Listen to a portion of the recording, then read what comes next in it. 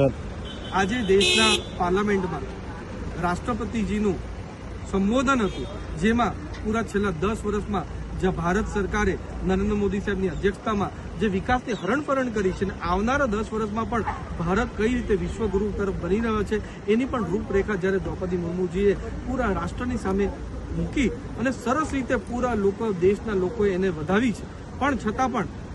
આ સ્પીચ પતી એના પછી કોંગ્રેસના પ્રમુખ લીડર એવા સોનિયા ગાંધીજીએ બહાર આવીને એકદમ અભદ્ર ટિપ્પણી આપણા દ્રૌપદી મુર્મુજી વિશે કરી છે. અમારા દ્રૌપદી મુર્મુજી આદિવાસી સમાજમાંથી આવીને કેટલા બધા ચડાવ ઉતાર કરીને મહેનત કરીને સંઘર્ષ કરીને જ્યારે આજે રાષ્ટ્રપતિના પદ લગીને પહોંચી છે, છતાં પણ જ્યારે સોનિયા ગાંધીએ એમને પુઅર લીડી થાકેલી એવા અભદ્ર શબ્દની ટિપ્પણી જે કરી છે એનો અમે પૂરજોશ વિરોધ કરીએ છીએ. અમારા આદિવાસી સાંસદો, ધારાસભ્ય, દરેક સમાજના સાંસદો અને પૂરો દેશ સોનિયા ગાંધીની જે વિચારધારા છે, જે અમારા આદિવાસી સમાજના ખિલાફ જે એમનું ઝેર એમના મનમાં છે એનો વિરોધ કરે છે અને અમે બધા લોકો માંગ કરીએ છીએ કે સોનિયા ગાંધી આના માટે દેશભરની સામે દ્રૌપદી મુર્મુજીને